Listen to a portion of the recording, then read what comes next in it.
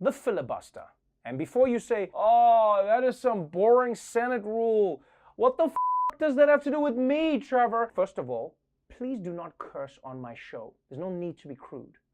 And secondly, it actually has to do with pretty much everything right now. Like, think of all the big issues that President Biden wants to tackle. Voter suppression, protecting unions, immigration reform, finding out who snitched on his dog Major. Right now, Senate Republicans can block Joe Biden from doing any of that stuff, which is why now Biden is saying he wants to shake things up. For the first time in his presidency, President Biden is making the case for not eliminating, but reforming the Senate legislative filibuster. You've been reluctant to do away with the filibuster. Aren't you going to have to choose between preserving the filibuster and advancing your agenda? Yes. But here's the choice. I don't think you have to eliminate the filibuster. You have to do it what it used to be when I first got to the Senate and back in the old days. In a filibuster, you had to stand up and command the floor.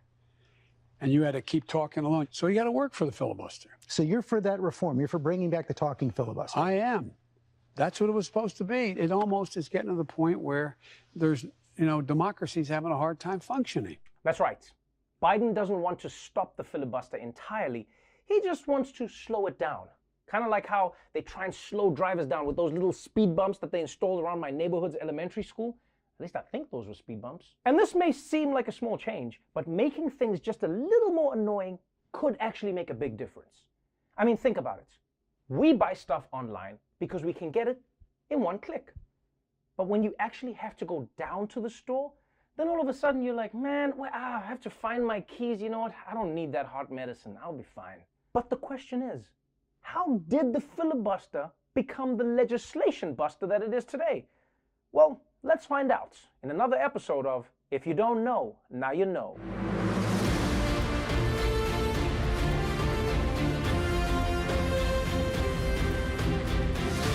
Let's start with the simplest explanation of the filibuster. It's basically a loophole in the Senate rules for blocking legislation. Because even though you only need 51 votes to pass a bill, you need 60 votes to stop the debate over voting on that bill in the first place. Which means as long as the minority party can keep debating, then the bill is basically dead. And if you're wondering, why on earth would the founding fathers put that in the Constitution? Well, they didn't. The filibuster began as a historical accident. It's not some great tradition in the Senate that's protected by the Constitution. It happened in 1805 after Aaron Burr suggested a rules change. Aaron Burr, as vice president in the early 1800s, was going over these rules of the Senate, and he made a critical mistake. He thought, we don't really need a way to stop a debate, do we? I mean, there's just a few of us. Like, we will debate until we're done, until everyone's had their say. How slow could the Senate really be? Nobody knew it at the time. It'd be 3 more decades before the first filibuster was actually mounted. But that was the moment the Senate created the filibuster. That's right. The filibuster isn't in the Constitution. It's just a rule that was made up by that guy who shot Lin-Manuel Miranda. And it didn't even start out as a way to block legislation. It was a way for the Senate to keep debate open, not to debate for so long that nobody could ever actually vote on a bill. So its original purpose is completely different from what people decided to use it for later on. It's insane. It's sort of like how Facebook was invented as a way to see which of your classmates were hot, and then years later became a way to organize a lynch mob for Mike Pence, who, by the way, is hot. And you might wonder why senators back then would want to risk having an endless debate. But don't forget, guys, in the 1800s, there wasn't anything better to do. I mean, it was either listen to Thaddeus talk about a bill, or take a bumpy carriage ride back to your plantation where a bunch of black people wanted to discuss their terms of employment.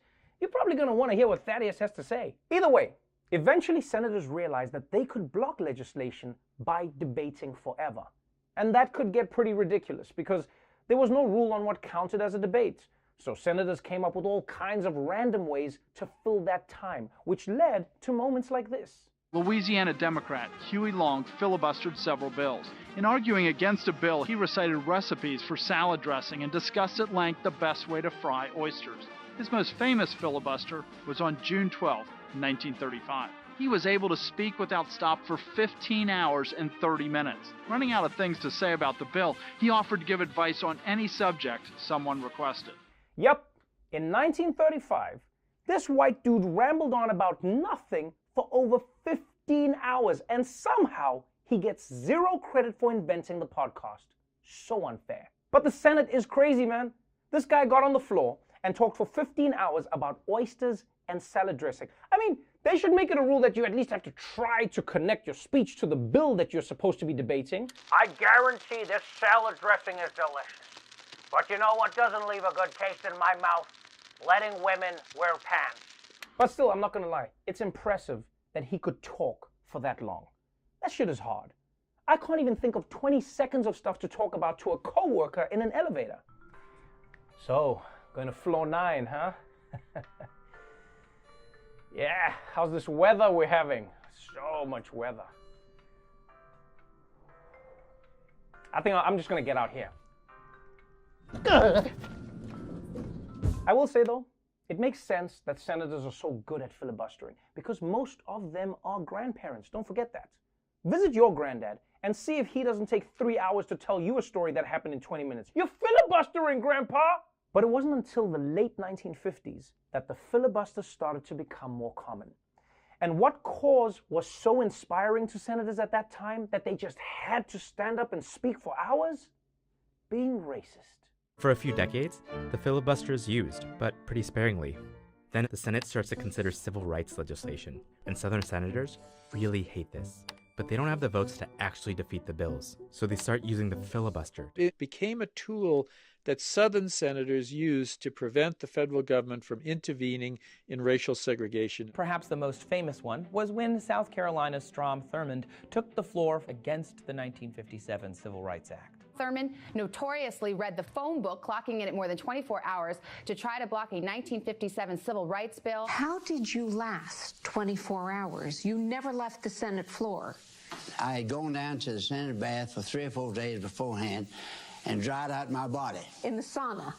Yeah, so I wouldn't be tempted to go to the bathroom. and so I was able to do that. Oh, Strom, you are too much. And when I think about all those black people who suffered because of you. Yo, for real, man. How gross was that story? This guy dried out his body to help him filibuster? You know someone is committed to racism when they're willing to jerky themselves for it. And it really is amazing what humans can accomplish when confronted with their worst fears. Just as a mother will be able to lift a car off of the ground to save her child, a racist senator will suddenly be able to speak for days at a time, only if it will stop a black person from using his bathroom. I mean, the filibuster was used to block black people so many times, I'm surprised they never use it at nightclubs. A black guy. Hey, before I let you in, have I ever told you about my salad dressing? 2 tablespoons of lemon juice, a pinch of rosemary. And what you want to try and do is make sure that, okay, he's gone. All right. Now, eventually, the Senate decided that all of these talkathons were slowing things down too much. So in 1975, they made what they thought was a small adjustment to the rules. Instead of having to speak, a senator could just announce that they planned to speak. And unless there were 60 votes to prevent them, the filibuster would be considered successful. And that actually worked for a while, until 2 things happened. America elected a black president and a Senate minority leader who was willing to do anything to stop him. The practice became an art form for Republicans under Minority Leader Mitch McConnell. During the Obama years, McConnell impeded nominees and legislation left and right.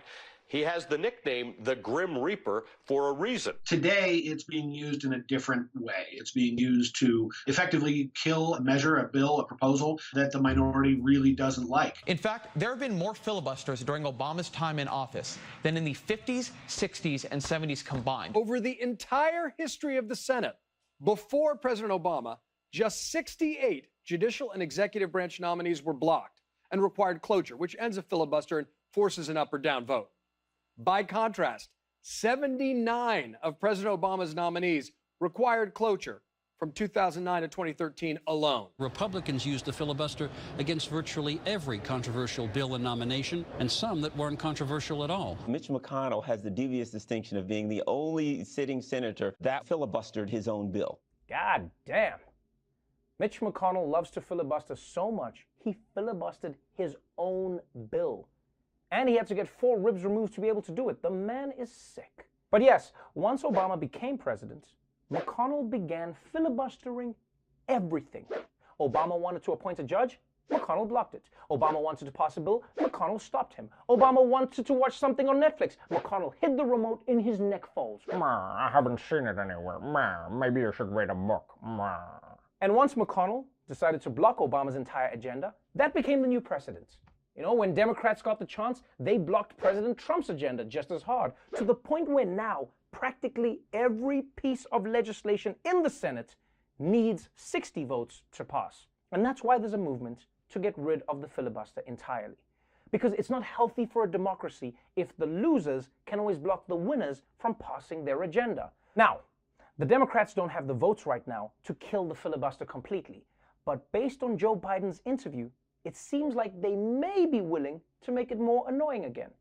Which won't stop filibusters from happening, but at least we'll finally get to find out what Mitch McConnell uses in his salad dressing. Oh, so what you want is the tears of poor people, and then you want to grind it up with oppression.